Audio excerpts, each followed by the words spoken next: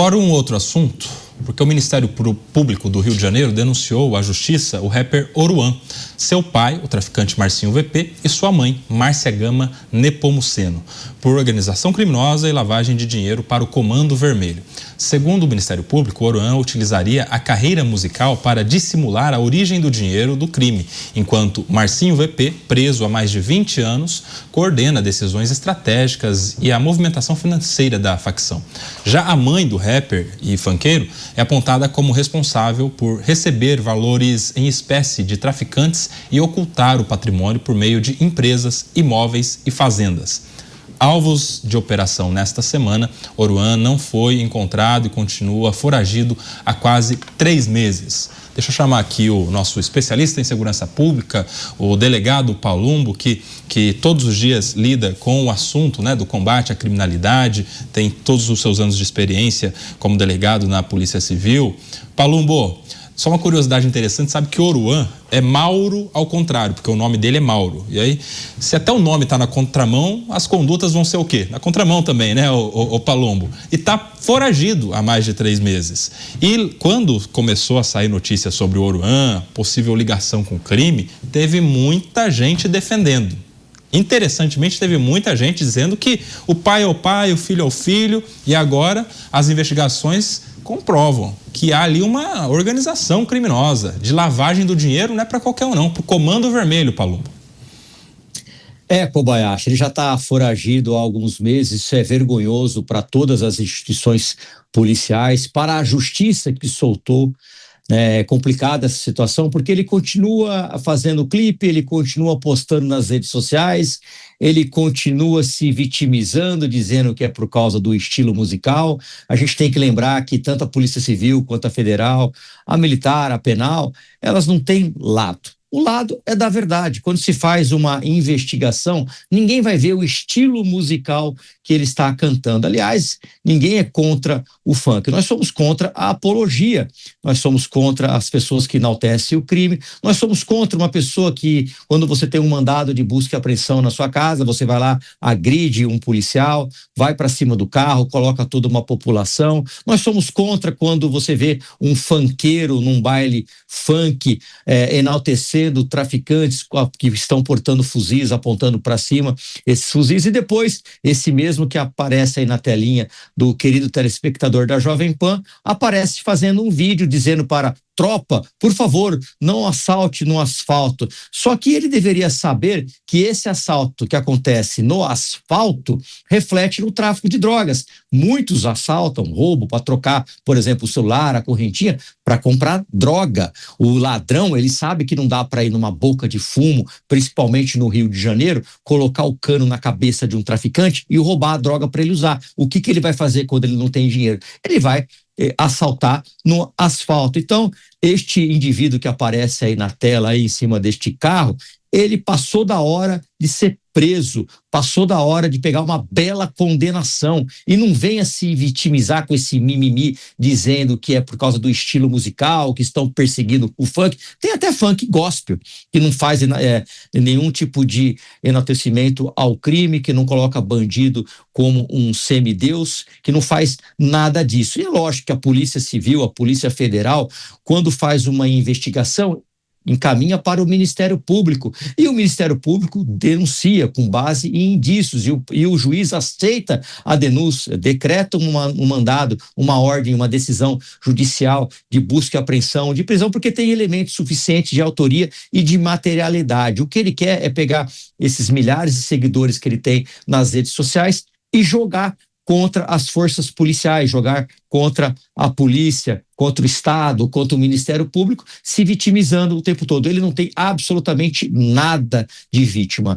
Ele é um criminoso acusado de tráfico de drogas, organização criminosa, lavagem de dinheiro, faz apologia ao crime, vai para cima dos policiais e depois ainda fica se vitimizando o tempo todo. A justiça foi complacente, colocou uma tornozeleira eletrônica na canela fina dele. Não deveria ter feito isso, deveria colocar ele atrás de uma jaula, preso, a Afinal de contas, associação criminosa, tudo que ele está fazendo, tudo que ele fez é gravíssimo e o Estado não deveria ter complacência nenhuma. Eu estava prestando atenção atentamente ao comentário do Beraldo, enquanto a gente vê um homem que deu R$ 500, uma quantia de certa forma até irrisória, para pessoas que estavam ali no dia 8 de janeiro, pegando uma pena altíssima. Enquanto isso, a gente vê um traficante, todos nós sabemos dos problemas que encontra-se o Rio de Janeiro, está aí, solto há mais de 3 meses, isso é um tapa na cara de todo brasileiro. Não é o primeiro traficante que sai pela porta da frente, não é o primeiro pessoa acusada de organização criminosa que sai pela porta da frente dos tribunais. André do Rap também foi citado aqui, saiu pela porta da frente e deu um trabalho tremendo para capturá-lo. Foi o delegado Fábio Caipira, um excelente delegado de polícia que foi perseguido aqui pela última gestão aqui em São Paulo, pela secretaria, foi colocado para fora do DEIC de maneira injusta. Foi ele que prendeu o André do Rap com todos os seus policiais. Eu participava do Garra naquela época, era o 01 do Garra, e nós auxiliamos ele na captura. O que aconteceu com o André do Rap? Saiu pela porta da frente. Agora eu quero ver pegar. E agora também é uma questão de honra da polícia, das forças de segurança, pegar esse indivíduo que aparece aí sendo enaltecido por uma boa parte de uma população que não tem a mínima noção, não tem conhecimento jurídico e que se apega a essas baboseiras, essas besteiras que tem em rede social, aonde se busca like, curtida e se ganha muito dinheiro através das redes sociais. Kobayashi. Deixa eu chamar aqui o Cristiano Beraldo para falar a respeito disso. Vou pedir aqui para o nosso diretor de TV, o Vitinho, colocar na tela as imagens do Oruan, porque essas imagens que estavam aparecendo enquanto o delegado Palumbo comentava são do dia em que ele deixou a cadeia, porque ele foi preso e alguém mandou soltar. E no dia que ele foi solto, ele foi recebido com uma popularidade, assim, como se fosse uma estrela de Hollywood, como se fosse um ídolo, como se fosse uma referência máxima para a juventude, para as pessoas que ali estavam o aguardando, para os seus fãs. Olha lá, sobe no ombro das pessoas e é celebrado, e as pessoas falam o nome dele, e ele coloca a máscara de super-herói, agradece a Deus, levanta as mãos para o alto. É uma inversão de valores por completo. Para quem nos está escutando pela rádio, essas são imagens que eu estou narrando para você do dia em que o Oruan foi solto. E ele é recebido como se fosse o herói da nação, o herói dessa população toda. Cristiano Beraldo, inversão de valores. 1º de maio de 1994. Ali morria o último grande ídolo brasileiro, Ayrton Senna. Hoje completam 32 anos da sua precoce partida num acidente em Imola. Desde então, o Brasil vai percebendo uma derrota, né, um derretimento das suas referências morais, um processo de enaltecer figuras cada vez menos qualificadas para serem referência de alguém. Até que chegamos no fundo do poço. O fundo do poço é composto por algumas figuras, entre as quais se destaca o Oruan, filho de um traficante sanguinário. Esse que está aí sendo carregado nos ombros de uma multidão quando saiu da cadeia, ele carrega consigo uma tatuagem do assassino do Tim Lopes.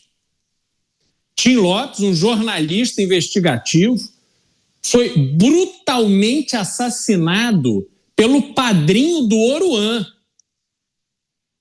Tim Lopes era um jornalista da maior emissora do Brasil. Foi um escândalo na época, um drama, dada a barbaridade que foi aplicada por esses traficantes, o padrinho e o pai de Oruan, contra o Tim Lopes, que foi queimado no meio de pneus, naquilo que o crime chama de micro-ondas. Nem isso, Kobayashi, impede que esta mesma emissora, que era empregadora do Tim Lopes, hoje Enalteça, dê espaço para o Oruan. Ai, é expressão da cultura popular. Mentira! É a expressão da máxima desqualificação da juventude brasileira. Essa juventude que não tem horizonte. Essa juventude que teve o seu futuro roubado por uma política canalha que vai trabalhando a ignorância, a mediocridade, o atraso, essa mentira de ter diploma universitário. Somos um bando de analfabetos funcionais. A nossa juventude não presta para nada, com raras e honrosas exceções. Mas a massa está lá no show do Oruan, aplaudindo, pagando ingresso, comprando maconha e cocaína. Enquanto ele pega em armas, aquela turma dá tiro para cima. E ele está lá vendendo as suas músicas como se fosse um herói nacional. Não é a escória da sociedade brasileira. Herói nacional foi Ayrton Senna, que com dedicação, preparo, foco, resiliência, mostrou que podemos sim ser referência para o mundo. Até hoje, Ayrton Senna é aplaudido, enaltecido e lembrado no Japão. Mas no Brasil, saímos de Ayrton Senna para Oruan. Esse é o retrato fidedigno da derrocada moral que foi imposta à nossa sociedade. E nós, como brasileiros conscientes que somos, junto com a nossa audiência que compreende tudo que estamos falando aqui, temos a responsabilidade de resgatar o nosso país. Nós não podemos mais ter em Oruan e outros a nossa referência cultural.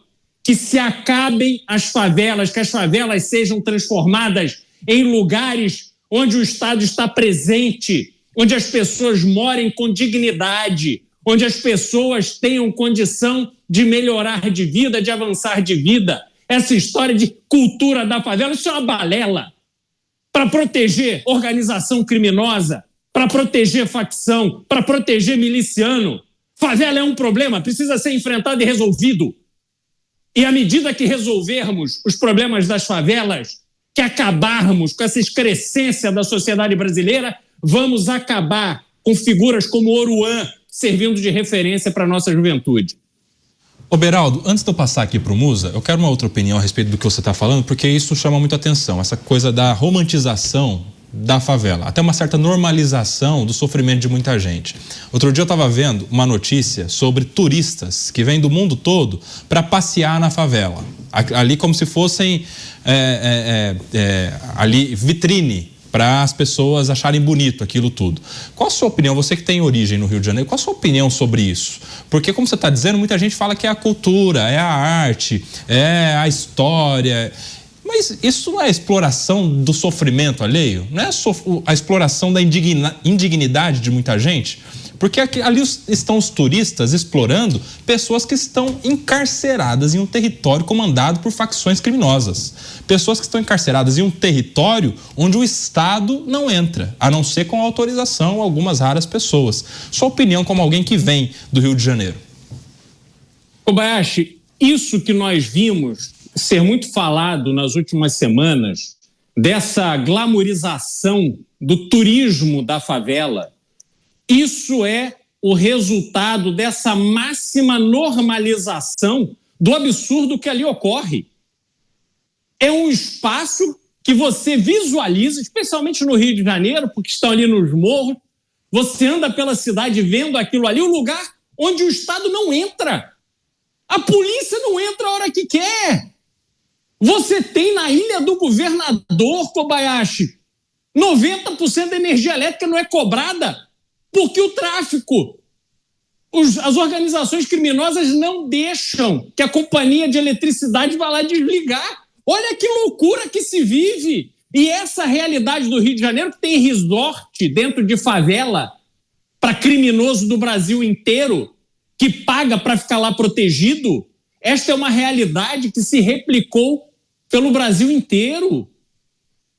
E aí as pessoas usam, ai, olha que legal, veio lá o sueco, veio a norueguesa, veio a não sei quem, tirar foto, fazer videozinho de drone para postar nas suas redes sociais, porque nem para o turismo isso presta, Cobá.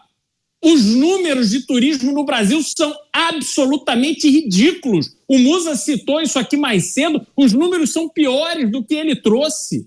O Brasil não existe no mapa do turismo mundial. E aí a gente se ilude, não, porque temos o Rio de Janeiro, temos o Cristo Redentor. Aparecida, no interior de São Paulo, recebe 5, 6 vezes mais turista do que o Cristo Redentor. Aí vocês vêm querer falar para mim que o Cristo Redentor é um sucesso do turismo. Vai ao Cristo Redentor e tenta estacionar teu carro até vir um moleque fã do Oruan te tomar R$100 para você parar na rua. Essa é a realidade do turismo brasileiro. Não se iludam. O Brasil é uma piada. E as pessoas vêm ao Brasil fazer videozinho em favela, como elas vão num país pobre da África fazer vídeo lá no meio de uma guerra, vão a lugares pitorescos e depois voltam para casa para a realidade muito distante disso que viram. Então, isso tudo, Kobayashi, é parte desta normalização do absurdo que temos no Brasil. Agora são 18 horas e 56 minutos. Eu quero agradecer você que nos acompanhou pela nossa rede. Você fica agora com a sua programação local. Por aqui, na TV Jovem Pan News, nas demais plataformas, nós seguimos repercutindo esse assunto e eu quero chamar agora o Bruno Musa para falar a respeito disso, porque, Musa, o que preocupa também é o efeito multiplicador disso, né? São sobre os fãs do Oruan. Porque essas pessoas que estão todas ali celebrando ele, quando ele deixa a cadeia, acho que celebram o fato dele não ser encontrado, dele ser um foragido. Na verdade, isso deve até agregar valor à persona do Oruan, né? Ele é um foragido, ele é alguém que a polícia não consegue encontrar, que a justiça não consegue encontrar. Ele é demais, ele consegue fugir até das mãos do Estado. Isso vai gerando um efeito multiplicador, um efeito cascata. As próximas gerações têm ele como ídolo, como referência. E aí, onde é que a gente vai parar, hein, Bruno Musa? Pois é, antes de eu entrar aqui no programa, eu estava conversando a respeito disso, da deterioração moral que o Brasil se encontra, né? Essas cenas, o mais triste de ver aqui, são as pessoas aplaudindo. Ou seja, é uma falta, eu não diria nem ídolo, porque é uma falta de referência. A quem as pessoas se referem? Ou seja, saem às ruas vibrando com celulares às mãos, tirando fotos de um sujeito com uma máscara do Homem-Aranha, que meu filho de 2 anos usa durante o dia para brincar, num tom arrogante, uma pessoa criminosa, e o povo lá enaltecendo, e não é o primeiro. A gente já viu outras pessoas que foram presas e quando saíram aí enaltecidas por umas pessoas. Eu fico pensando, será que essas pessoas já leram algum livro? Já se interessaram por algum tema que seja além da rua da sua própria casa? Ou você muito bem falou a respeito da exploração do sofrimento alheio. Eu mandei até uma mensagem para o Beraldo aqui parabenizando pela forma como ele conduziu isso tudo, porque realmente é uma deterioração de uma geração completamente destruída por nada. Ou seja, por uma música que não vale nada, por uma cultura que não vale absolutamente nada, porque não enriquece. E enriquecer não é aqui no seu ponto de vista financeiro, enriquecer culturalmente. Fazer conhecer uma história, entender mais profundamente, conhecer o ser humano, não importa, nada, é vazio. Muito pelo contrário, é obsceno tudo que é apresentado isso para as crianças. Então, para além da exploração do sofrimento alheio, eu diria que nós vivemos uma época, e no Brasil talvez acelerado isso, essa glamorização da pobreza. Quem aqui nunca viu, saindo às ruas, escrito nas motos e nos carros adesivos como "a favela venceu"? A favela venceu o quê? Vamos tentar ser mais profundo. Alguém aqui gosta de morar com esgoto passando na porta da sua casa, com seu filho sem um mínimo de condição de saúde, com moscas para você dividir o momento da sua comida porque o esgoto está lá a céu aberto, num país onde 47% da população não tem acesso a esgoto em 2026? Um país que é governado quase há 20 anos pelo mesmo partido e metade da população não tem acesso a esgoto. Essa pessoa não tem o que comer. E a favela venceu o quê? A glamorização do quê? Disso? Da pobreza? Como é que chama? De doenças que foram erradicadas em países sérios há muitos anos e continuam a cada ano que passa, em momentos de chuva, por exemplo, ou de calor, ou de mais frio, sendo algo relevante no cotidiano do brasileiro. Doenças erradicadas nos países há muito tempo, não na África e no Brasil. E a favela venceu o quê? Venceu, mais uma vez, fazer parte daquela estatística que o IBGE fala, que eu acho que mais uma vez o IBGE erra, que 30% dos brasileiros são analfabetos funcionais. Talvez seja por isso que, ao entender o que é analfabeto funcional para o IBGE, que é não interpretar duas linhas, as pessoas consigam enaltecer um sujeito como Oruan, que não tem nada de valor agregado a uma sociedade, nada de construção de uma família, nada de construção de um ser humano, de interpretar a vida como ela é hoje para levar uma vida mais digna para seus familiares, nada. E a população vai lá enaltecer.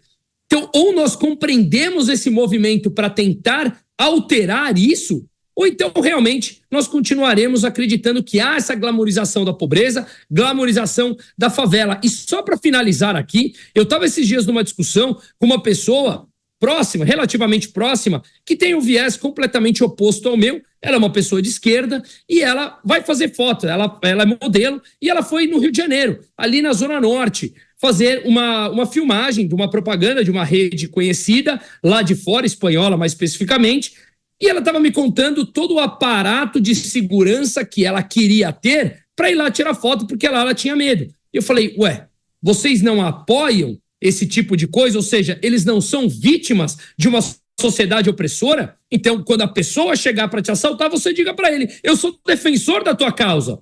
Não, aí eu tenho medo. Aí eu clamo por uma segurança privada, sustentada com o pagador de imposto, para sustentar toda essa glamorização e esse tipo de coisa. E grande parte das pessoas que defendem isso do lado de cá do muro são pessoas que têm uma condição de vida que deveriam minimamente saber o que estão defendendo. Não são analfabetos funcionais, muito pelo contrário. Então, essas pessoas, a comunhão desses dois, de um que não consegue interpretar essa realidade que está aí tirando fotos de um sujeito como esse, e do outro lado, dentro de um ar-condicionado, pessoas que apoiam esse tipo de coisa, eu acho que chegou o momento da gente refletir sobre o Brasil e muito, e repito, colocar o dedo na ferida, talvez como estejamos fazendo agora. Deixa eu chamar aqui o delegado Palumbo. Palumbo, por tantos anos que você trabalha na segurança pública, combatendo criminalidade, qual o seu sentimento vendo essas pessoas todas idolatrando alguém que é acusado de cometer tantos crimes e crimes graves como é o caso do funkeiro Oruan?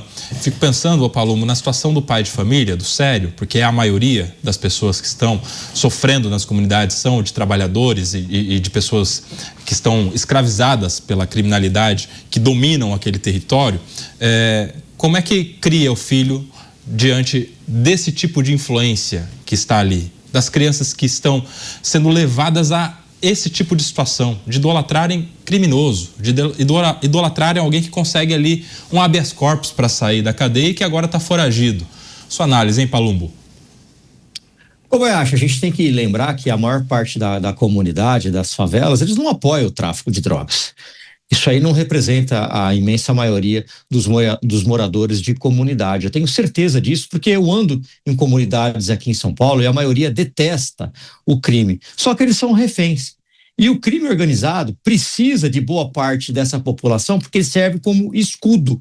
Como assim escudo, delegado Palumbo? Aqui em São Paulo tivemos aí a favela do Moinho, que foi desocupada. Por que teve tantas rebeliões, poderíamos chamar assim, de traficantes? Porque eles iam perder o ponto da onde eles escondiam as drogas.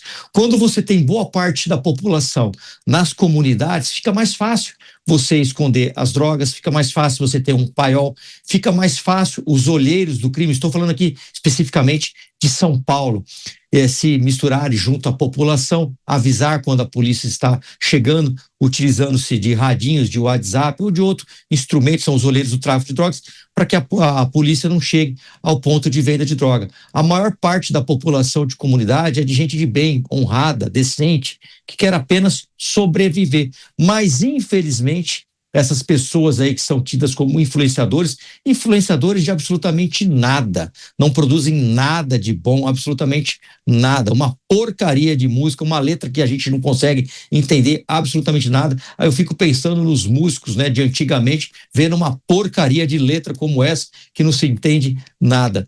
E acabam aí sendo influenciados por essas pessoas, por like, por curtidas, por comentários, mas não representa boa parte da população. Graças a Deus. E aí a gente entra num outro ponto. Como que a população vai se livrar disso? A polícia entra, faz operações, logo em seguida sai.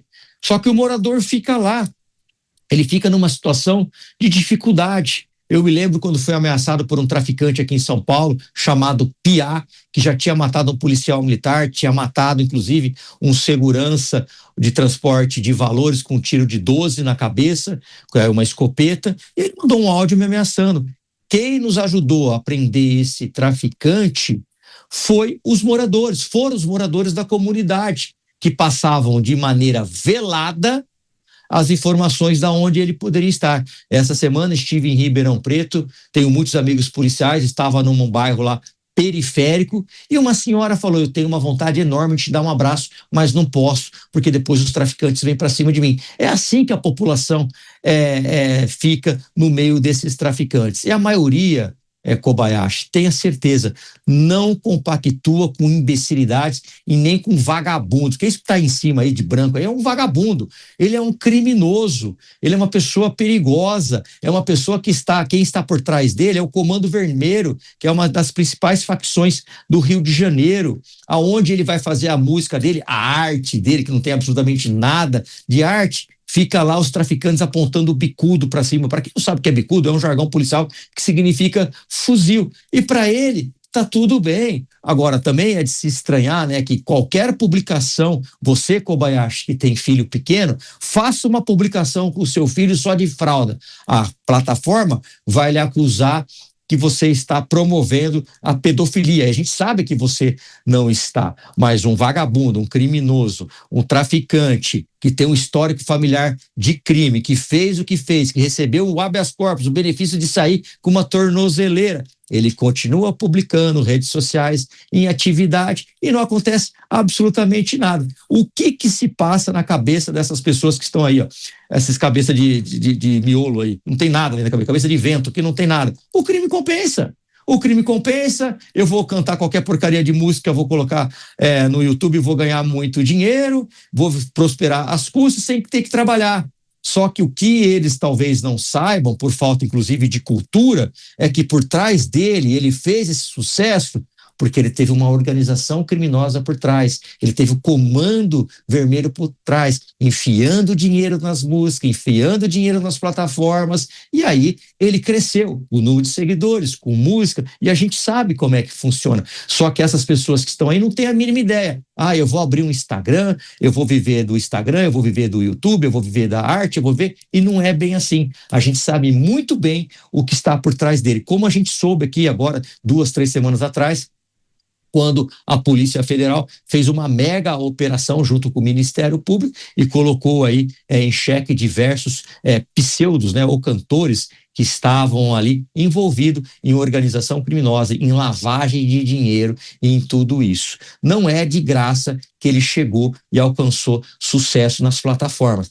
Teve muito dinheiro, teve investimento e não foi de empresas idôneas, foi do crime organizado, do Comando Vermelho. E é por isso que essas pessoas estão aí querendo imitá-lo, achando que farão e vão fazer a mesma coisa sem ajuda monetária e sem ajuda do crime. Deixa eu chamar aqui o Diego Tavares para falar a respeito disso também, Diego.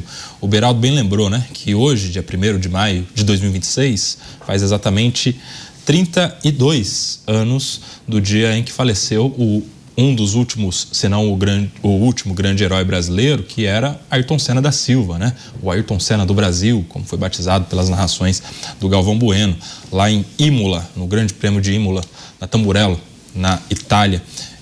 E aí a gente vê esse contraste gigantesco, né? Quem as pessoas admiravam antigamente e quem os jovens estão admirando hoje em dia. Não é só o Oruan, não. Oruan, Mauro ao contrário. Mauro na contramão. Tem uma vida na contramão, né? Tem uma conduta na contramão.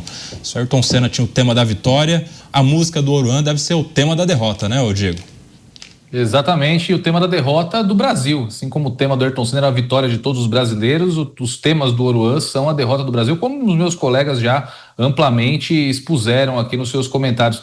Eu queria pegar um gancho num trecho do comentário do Palumbo que eu achei muito pertinente, a respeito de como esse papel de colocar essas pessoas como ídolos nacionais, muitas vezes não conta só com a falta de preparo intelectual da sociedade, conta também com um forte apoio do mainstream. O Beraldo lembrou o exemplo do que aconteceu a respeito de uma emissora, uma grande emissora que homenageou o Oruan, inclusive no prêmio de uma emissora parceira, mesmo tendo ele como padrinho o assassino do Tim Lopes. E o Palumbo falou sobre as redes sociais do Oruan, que permanecem ativas, com ele publicando de fato, inclusive no Spotify, onde ele publica suas músicas e recebe dinheiro pelas execuções das músicas também. A plataforma está em dia, o YouTube mantendo também o canal do Oruan, mantendo o canal dele ativo, com milhões de visualizações por mês. E um exemplo contrário, o youtuber Monark, por exemplo, que teve sua vida devastada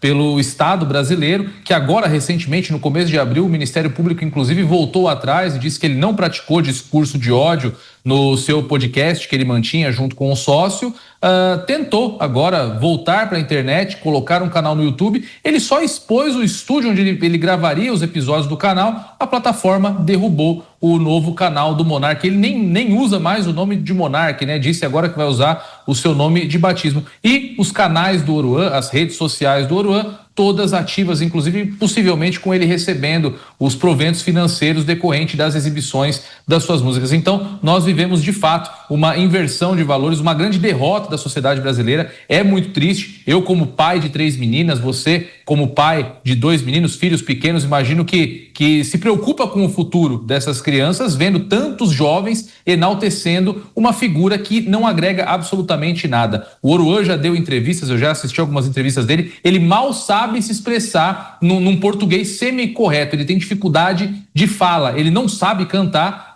enfim, grava suas músicas amparado por todo tipo de tecnologia para que pareça que tem ali um mínimo de talento, e músicas evidentemente enaltecendo o crime organizado, enaltecendo o Comando Vermelho, a facção seu pai. Enfim, é uma completa derrota. Não dá para chamar isso de cultura, não é nada contra o funk que eu estou falando aqui, mas especificamente sobre essas vertentes do funk que enaltecem o crime organizado, que enaltece a prática de crimes, que enaltece inclusive a violência contra a mulher. Eu vi um dado que é chocante, inclusive acho que foi hoje que eu vi, do top 10 do Spotify, cerca de 80% das músicas se referem a mulheres como prostitutas.